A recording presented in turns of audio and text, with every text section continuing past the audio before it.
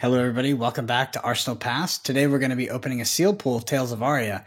So, while we open these packs, we're going to be talking about some of the macro concepts, surrounding Tales of Aria seals, specifically, individual heroes, certain talents, and just what we think of the format in general. Anyway, Hayden, before I kind of drone on too long, let's get cracking. Yeah, let's get into it. I was going to ask you, Brendan, what do you think of the format so far? Anyway, like, what's your kind of impressions of Tales sealed? Do you want my honest impression or my political impression? No, I want your honest impression. Okay, I'll give you the political one. Yeah, it's really fun. There's a lot of cool interactions. I think you can take it a lot of ways. I'm much more excited for draft, to be honest. I think with the way the talents are kind of designed in the set, like you really can just stick to a talent more than a hero. I think it's almost more important. And there's just a lot to discover, especially when it comes to draft. There's just so many synergies there and potential archetypes that will be discovered that are undiscovered now. When it comes to sealed is very fun as well. It's also very explosive. This seems to kind of, you have this this bit of like early game where you maybe trade back and forth, and you have this, what would be a more standard game of Flesh and Blood, I think. And then once you get like 10 life or below, it becomes more of a tempo based game. And basically, if you have tempo, you want to keep it. And if you don't, you got to find a way to pivot back. It's just really hard once you get to a lower life threshold. Most of the time when we kind of break those cycles is, one player will draw kind of, all class cards, Channel Thunder Step, all attack actions, all non-attack actions, something like that. Yeah, I didn't want to interrupt, but we've just opened two Majestics. We've opened a foil Endless Winter, and then we've opened a Channel Thunder Steep. So, I'm just want to point that out. Sorry, Brendan, didn't mean to interrupt you there. Yeah, I mean, Channel Thunder Steep, pretty good. Pretty much all of the Channel X, whatever talent is really, really good. I really like Not Heroic and Limited, and Lake Frigid is also good if you can get it off. But we do open something here pretty interesting initially. That's going to be Sutcliffe Soid Hides. I think those are equivalent to Refraction Bolters and Welcome to Wraith. Briar is very playable without them, where Dorinthia maybe wasn't as much without the Refraction Bolters, but still the power level increase you get by having that card in your deck is incredibly high. So I'm always looking out for those if I'm going into Briar.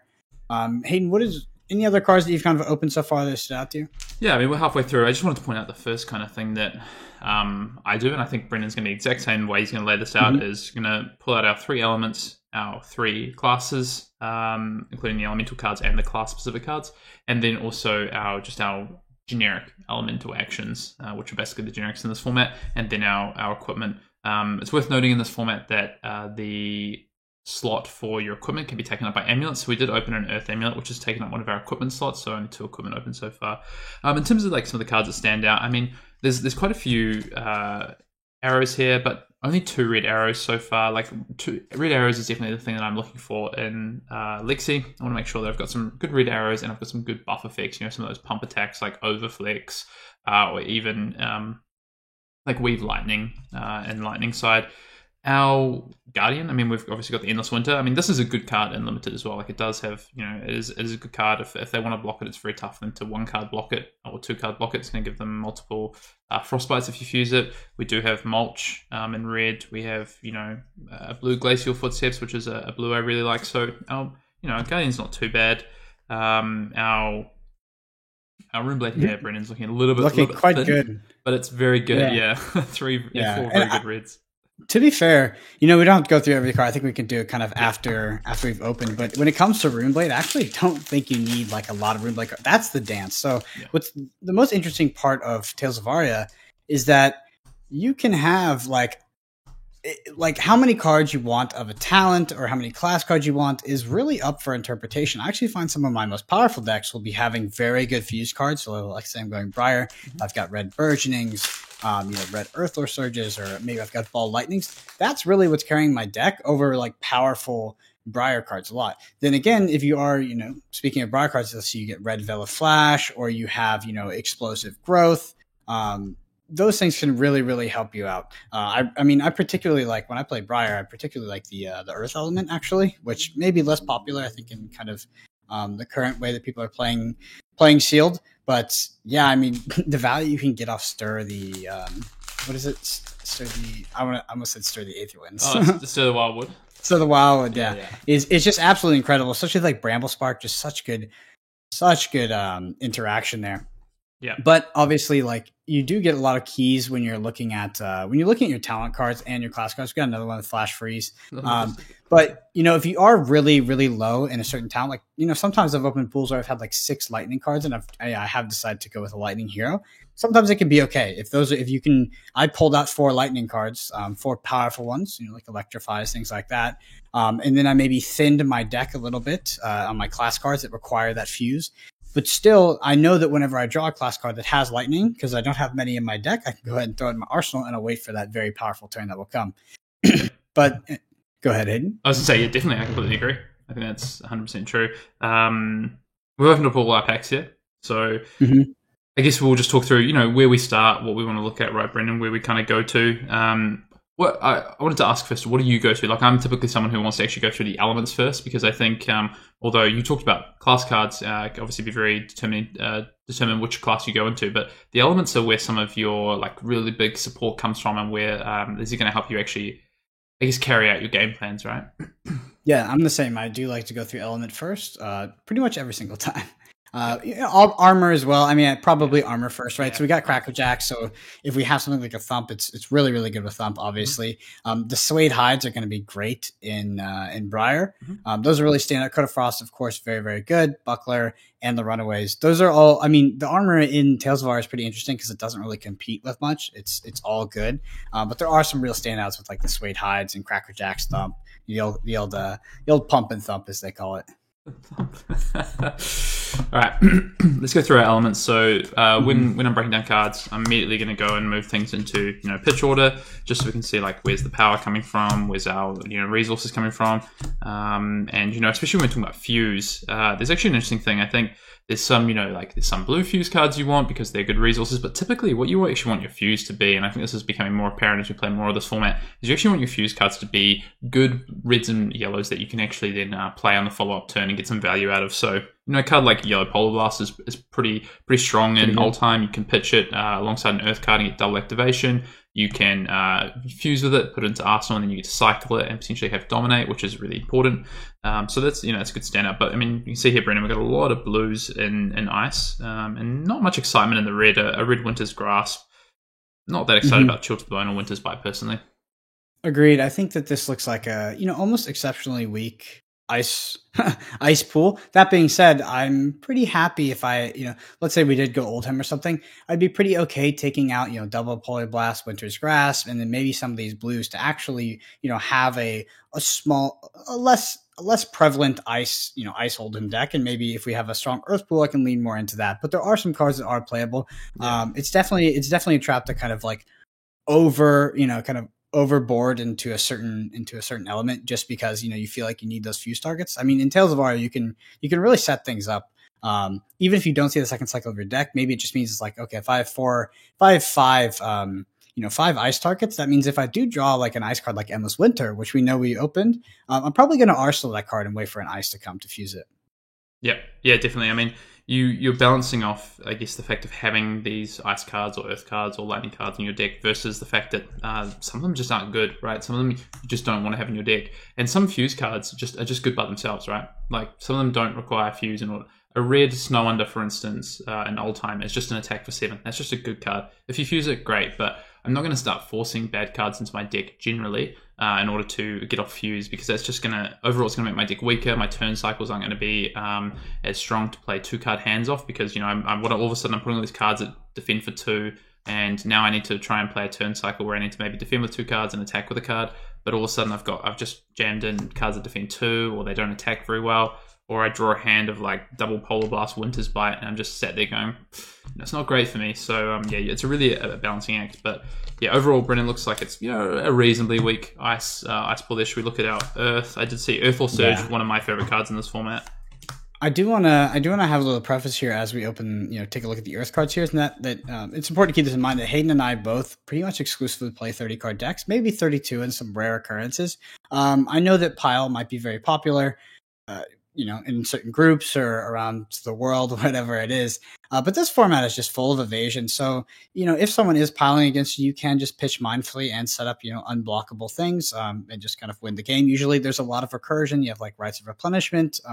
You have like Sotomaros, all these kind of things that can help you get cards back on the bottom of your deck. And because of the evasion and because everything blocking for 2, like most things do block for 2 as well, the more powerful your deck is turn to turn. If you do kind of get that tempo advantage, you'll likely keep it. And a person playing a pile deck is just going to usually they get the beat down. Sometimes you may encounter a fatigue scenario, but mostly that's going to be a pitching issue on the person who got fatigued. Yeah, interesting. I think there's like this kind of want to play more cards in old time because it's like, okay, well, maybe I can take the game long and fatigue them out. But in actual fact, if you're playing old time and you are trying to, I guess, control the game and maybe run your opponent out of their best threats, your best form of doing that is having a really tight 30 cards, or maybe you might go to 32, but I would say 30. Have good earth cards that you can pitch to Oldheim's ability and prevent the damage that way, and make sure you're gonna run your opponent out of cards potentially that way anyway. And you don't have to put worse cards in your deck. Sometimes there might be 32 really strong cards in your pool, and in some matchups it might be okay to play those, but in general, yeah, like to Brendan's point, you want to stick to 30, right? So, all right, Brendan, I mean, again, not the most exciting Earth pool. We do Earth or Surge, which I did say one of my favorite cards in this format. I love the yellow and the red. Blue I also still like.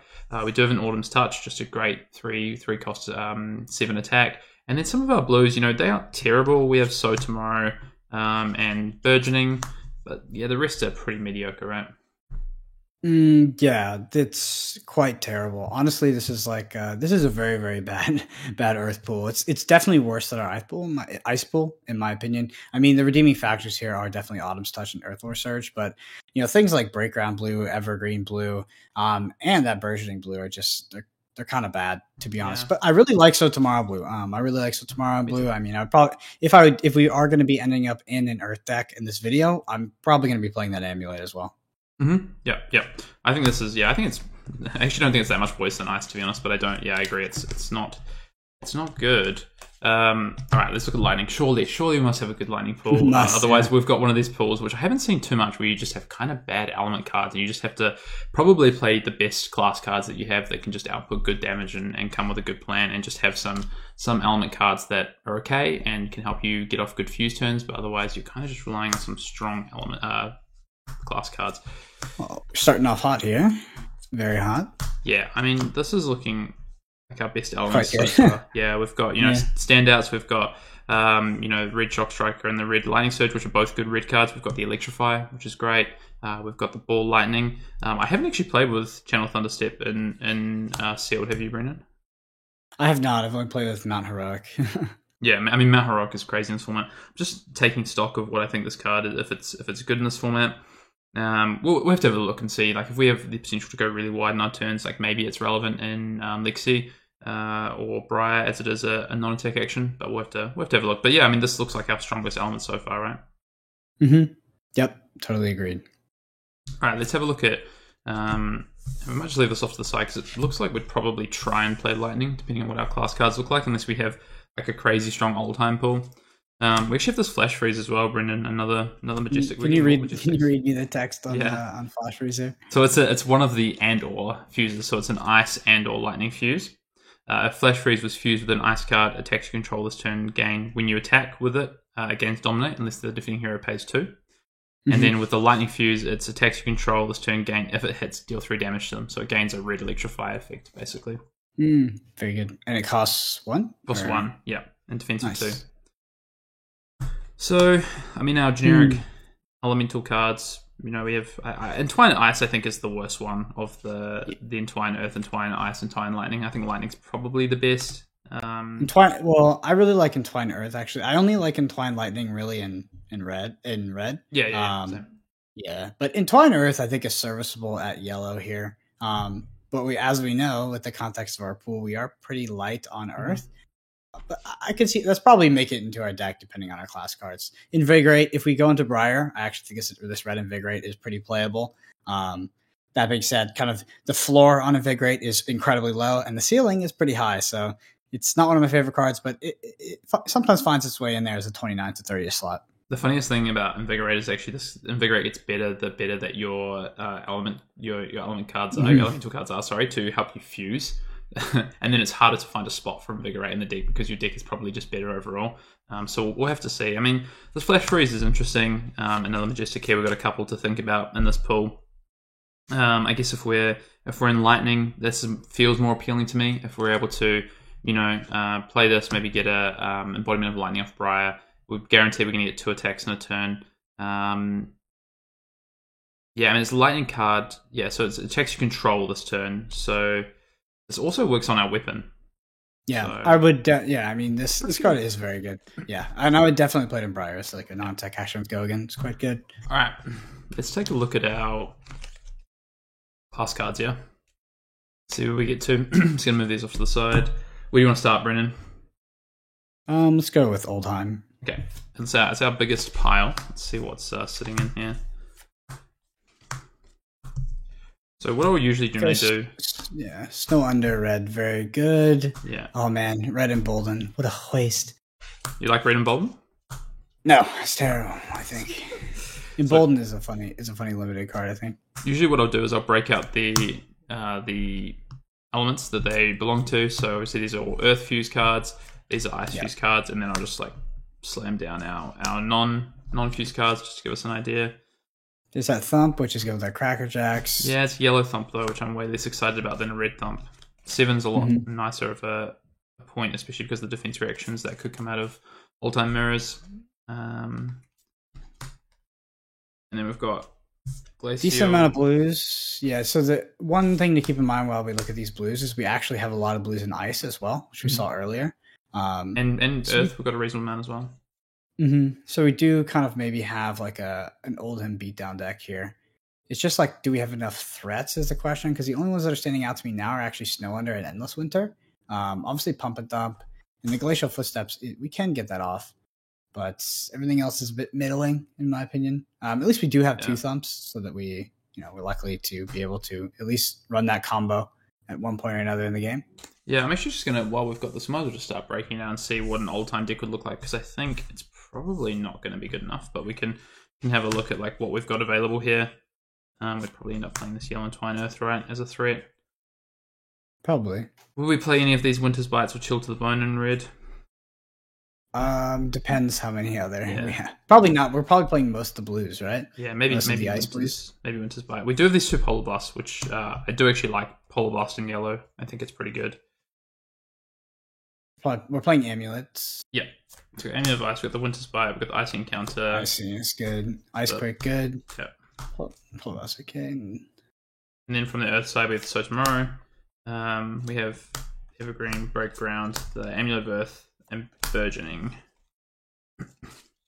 So we definitely have enough blues. We'd be cutting some blues here, which is always a good start if you're trying to build an Oldhim deck. Is you probably you want around like 14-ish blues, Brendan, in this format. It's probably not quite as much as you wanted in, say, Bravo and Welcome to Wraith, but you still want a good number. Yeah, there's 16 blues there, so we could easily cut some of these weaker blues that we have here.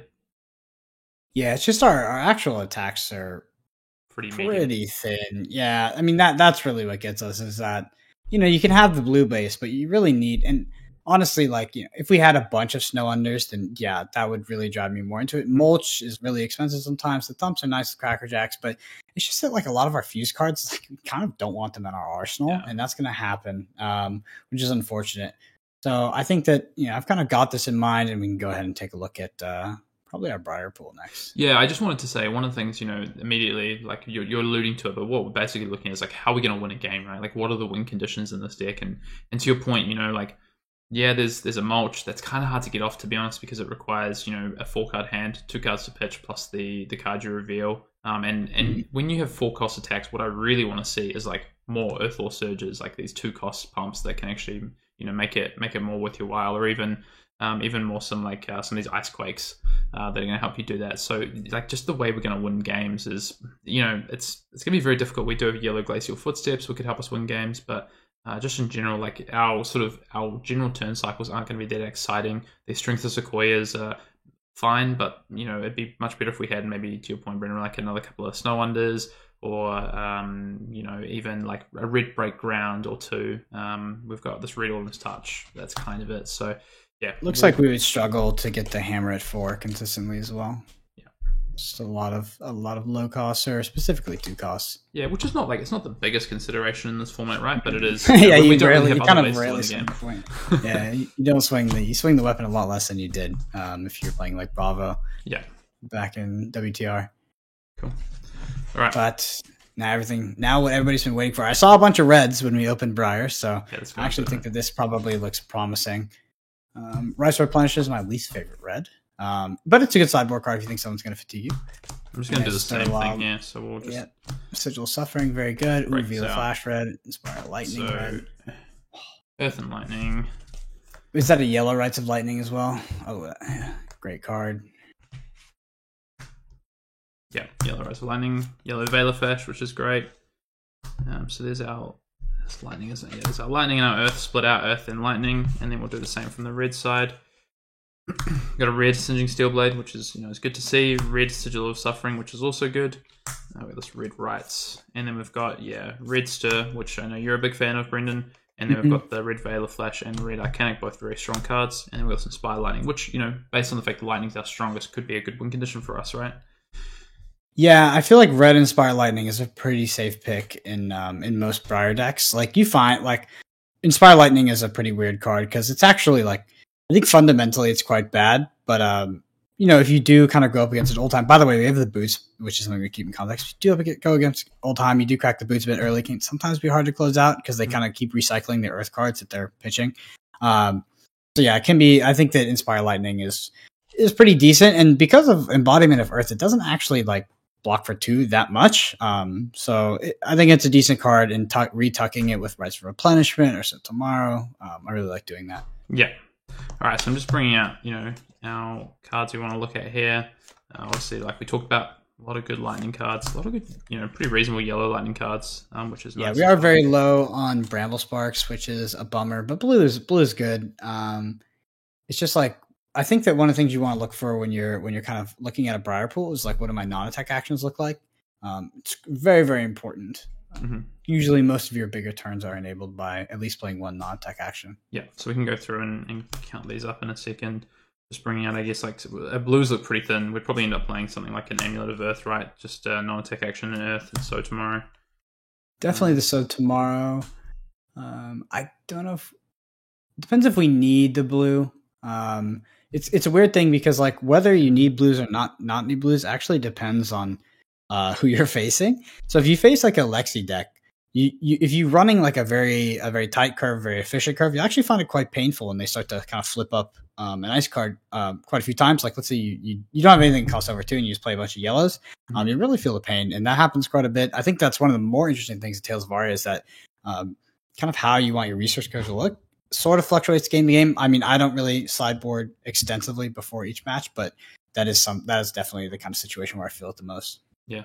I feel like I do, but less so than in other formats. I feel like I sideboard a lot more in other formats. I'm more focused on synergies in this format and getting that right in my main deck. And then I'm probably, there's a few cards I'm deciding between depending on the matchup. Maybe I want cards that defend a bit more. Maybe I want some ways to be a bit more aggressive against Briar. It just depends on the matchup, like you say, but more blues against potentially Lexi. I think in general, blues are something that I do look for in Briar, just because if I'm playing a 2 cost into my weapon as like some play patterns in the mid game, I do want a few blues. I think probably like minimum 7 is where I've landed. I probably want closer to 10, depending on like how many 2 and 3 costs I have in the deck. Mm-hmm. So I'm just looking at this deck. It's pretty powerful. I'm just looking at non-attack actions, right? So how many? Pretty reasonable. First of all, like how many non-attack actions, but it's also the quality. So we've got 1, 2, 3, 4, 5, 6, 7, 8, 9, 10, 11. So we've got 11 here, and we probably wouldn't play maybe this Yellow Invigorate or the like. They're pretty good quality cards as well, right? And the point we talked about Flash Freeze earlier as a Majestic, which could provide some power to the deck. I think we've got, we've got lightning cards, and we've got good lightning fuse cards like the Veil of Flash, like the Shockwave, like the yellow Veil of Flash, Rites of Lightning. So we've got good ways to fuse the lightning as well, and probably turn on a turn with Flash Freeze as well, which is quite nice. And just good lightning cards in general, Yeah, I think this looks like a very reasonable deck, and like I know it's funny to kind of keep bringing it up, but in the context of having Cyclops boots, it definitely kind of pushes it over, right? Yep, definitely. And also the other thing, which is really nice as well, is that this Channel Thunderstep, we probably can keep it around for 2 turns, which is nice. We do have multiple lightning cards in yellow. We have a couple in blue as well. So I think we'd be able to keep it around for probably 2 turns. If not, it just defends for 3 and pitches yellow and is a non-attack action. So it's kind of it's going to be a reasonable card for us anyway. So if we look at total, right, Brennan, we're sitting at what?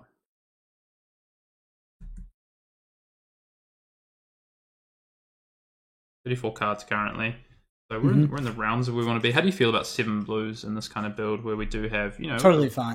Yeah, totally fine. Interesting. Actually. I feel like it's light, personally. It does feel like, I mean, we don't have deep blue, which is like so you can really get fun. You can really get fun with your blues if you have deep blue, because like look at the targets I need a blue for. It's like things like Autumn's Touch, like the Earthlore Surge turn, stuff like this. And then that turn usually doesn't come like 3 times a game. Maybe it comes 2 times a game. Your deep blue would really help you with that. But I personally feel comfortable running blues like this in Briar.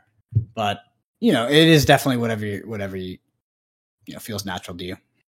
Interesting. I think it is, like, it really is depending on like what your average turn is going to look like, right? Like you should work out what does an average turn look like in a deck, and like how many resources am I going to need on the back of that. So like we have 2 Velar Flash, for instance, right, which is like a really powerful card and can enable us to get go again by playing a non-attack action. So if I'm paying 1 for Velar Flash, and then maybe I'm paying 1 for an Electrify, or 1 for this Flash Freeze, or 1 for Channel Thunderstep, or whatever it might be, then I'm going to want another resource for my weapon, right? So that's a 3 resource turn, and it looks like there's a few turns like that. Like we don't actually have that many 0 costs, and so if we're trying to get embodiments of lightning, or even just come in with like two things in a turn, that's probably going to cost us around 3 resources. Like even like a Earthlore Surge into a 1 cost attack is going to cost us to do that. So I would prefer to probably have 8 blues personally, but I can also understand, like, if I had a deep blue, I'd probably live with 7.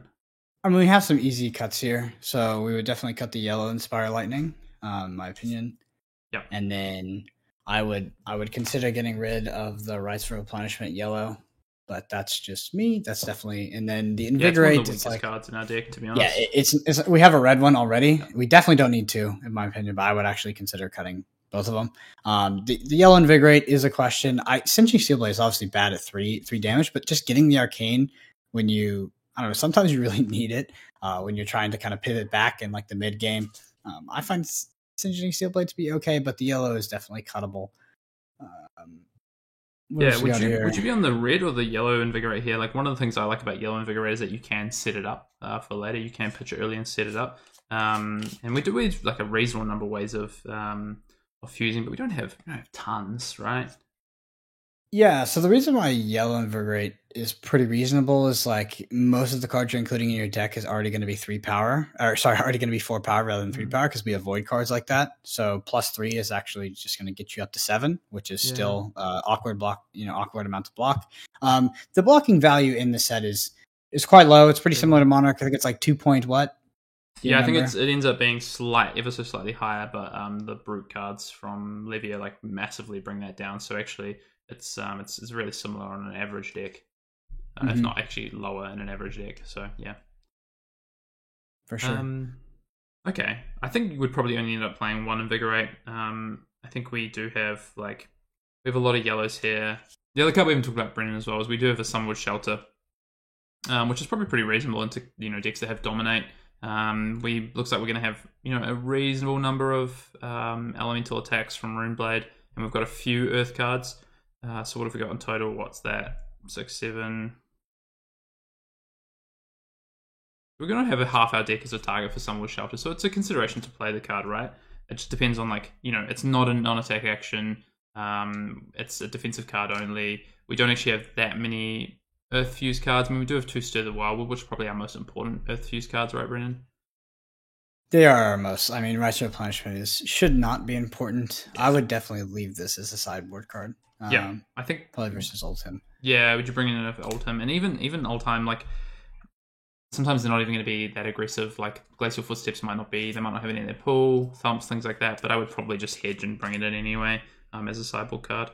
So where have we wound up here? We did talk about an extra blue. So we're 8 blues.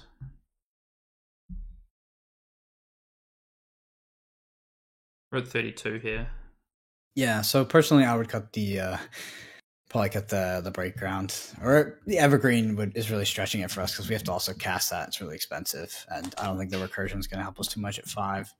So you cut to 7 blues here. Like I'd be really hesitant with this kind of pool to cut below 8 blues, where I think you're gonna.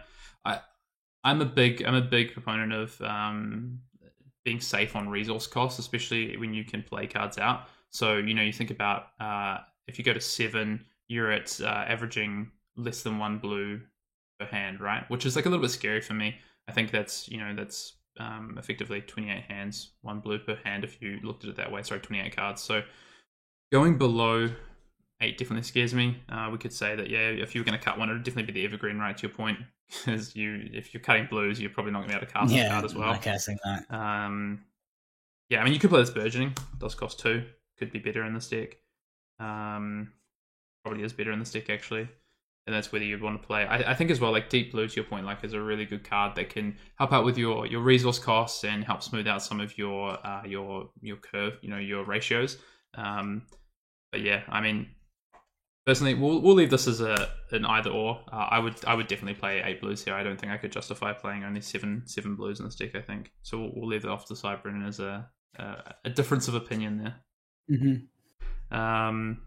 So it would take us to 31/32. Any of these yellows you think, like we have a lot of yellows sitting in here, is there any that you think probably aren't pulling their weight? Like what do you think of double yellow Lightning Surge? Like would we need both of those, for instance? Do you think they're pulling their weight in the deck?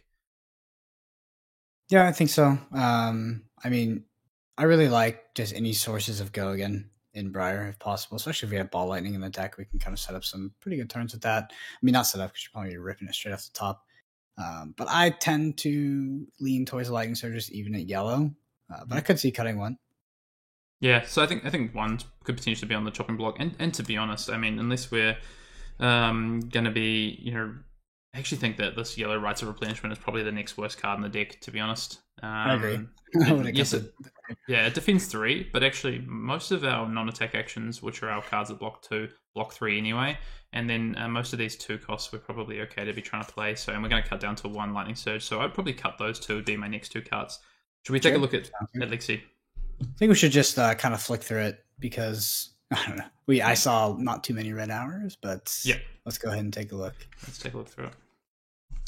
And we also are very much lacking on pumps, at least in the ice and lightning department.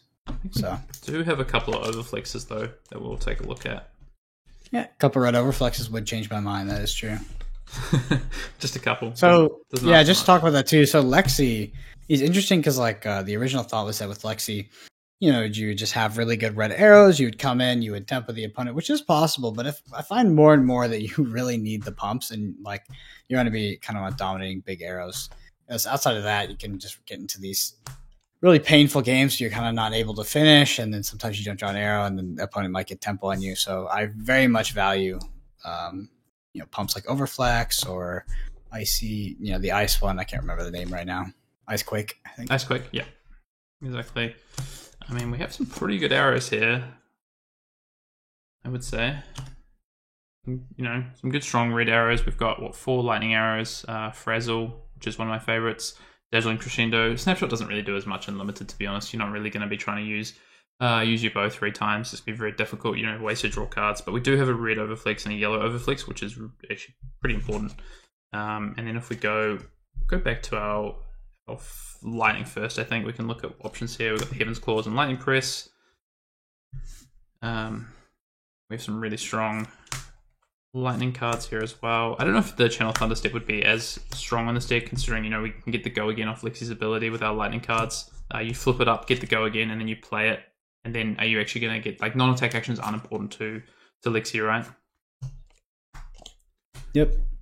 And then from a Frost perspective, the 2 Polar Blasts replace itself. It's pretty nice. Yeah, exactly. You flip it up, give them a token, give them a Frostbite, replace itself, and then potentially giving your bow Dominate, which then you could just give the +1 and you avoid needing to give an on-hit effect Dominate. So I actually really like Polar Blast, and probably don't need to play all these blues, but we could actually. I often blue